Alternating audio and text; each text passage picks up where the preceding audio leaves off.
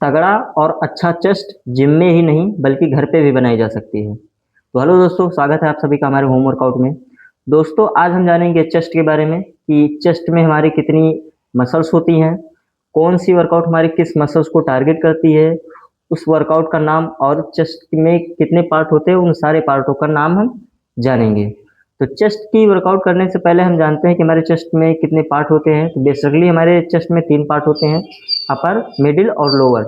ये वाला जो पार्ट होता है इसको बोलते हैं अपर, फिर बीच वाला जो पार्ट होता है इसको बोलते हैं मिडिल, और सबसे नीचे जो होता है उसको बोलते हैं लोअर। तो वैसे तो चेस्ट हमारी एक पुश मोमेंट एक्सरसाइज है, और पुश मोमेंट में हमारी 3 मसल इन्वॉल्व रहती हैं, जिसमें हमारा चेस्ट रहता है, ट्राइसेप रहता है और शोल्डर रहता है। ये तीनों हमारी पुश मोमेंट एक्सरसाइज है। अब ये जानते हैं कि कौन सी पुश मोमेंट एक्सरसाइज से हम अपने चेस्ट की कौन सी मसल को टारगेट कर सकते हैं। ठीक है, तो चलिए पहले हम जानते हैं कि कौन सी ऐसी पुश मोमेंट एक्सरसाइज है और इस पुश मोमेंट से हम कौन सी मसल्स को अपने टारगेट कर सकते हैं। तो पहले हम लगाएंगे नॉर्मल पुशअप। नॉर्मल पुशअप लगाने के सबके अलग अलग तरीके हैं, बहुत सारे लोगों को पता है, बहुत सारे लोगों को नहीं पता है। तो नॉर्मल पुशअप लगता कैसे, अगर आपने पहले से पुशअप लगाया है तो आपको पता होगा, और जिन लोगों ने नहीं लगाया है तो उनको मैं बता दूं कि आप नॉर्मल पुशअप पहले किस तरीके से लगाइए, क्योंकि शुरुआत में आपसे उस तरीके की पुशअप लगेगी नहीं।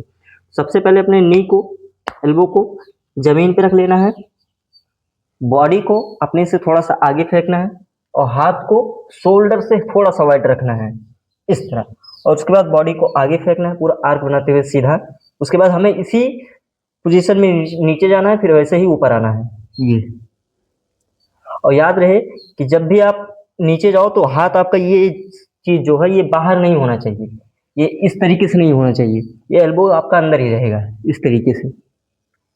और अगर आप लगा सकते हैं तो आप इस तरीके से भी पुशअप लगा सकते हैं। इस मोमेंट में हमारी मिडिल चेस्ट टारगेट होती है, जो ये बीच वाला पार्ट होता है इसको बोलते हैं मिडिल चेस्ट। इस मोमेंट अगर इस तरीके से पुशअप लगाते हैं आप तो आपका मिडिल चेस्ट अच्छे से टारगेट होगा।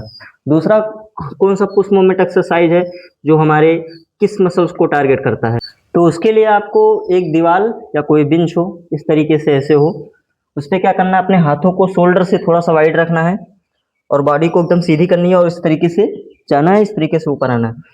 एल्बो याद रखिए कि एल्बो ऐसे नहीं होना चाहिए, एल्बो आपका अंदर ही रहेगा इन इस तरीके से।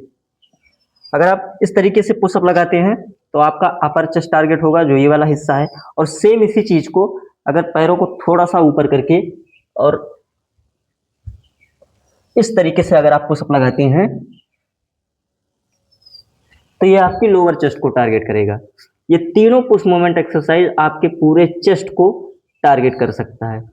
और भी ऐसी बहुत सारी एक्सरसाइज है जो आप ईंट से या और भी बहुत सारी चीज़ों से प्रेस करके अपने चेस्ट को अच्छे से टारगेट कर सकते हैं। एक चीज़ और होती है चेस्ट में जो बहुत सारे लोगों को नहीं पता है, कि जिससे आपका चेस्ट अच्छा दिखता है, वो होता है इनर चेस्ट। जो ये बीच वाला पार्ट, जब आप चेस्ट, बहुत सारे लोगों को आपने देखा होगा जिनका चेस्ट अच्छा होता है, जब फ्लेक्स करते हैं जो बीच में लकीर दिखती है, इस लकीर की वजह से उनका चेस्ट और भी अच्छा दिखता है।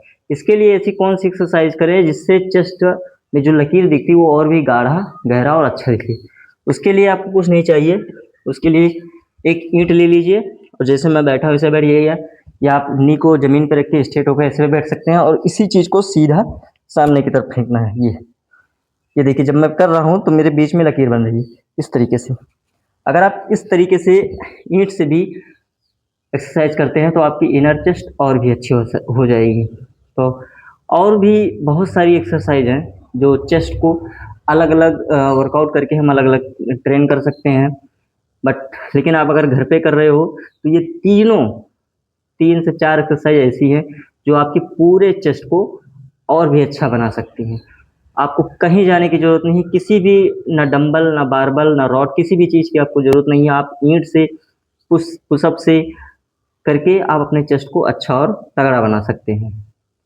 तो वीडियो को नए हो तो चैनल को सब्सक्राइब कर लेना, लाइक करना, कमेंट करना और हाँ, शेयर ज़रूर करना। चलिए मिलते हैं नेक्स्ट वीडियो में, तब तक के लिए जय श्री राम।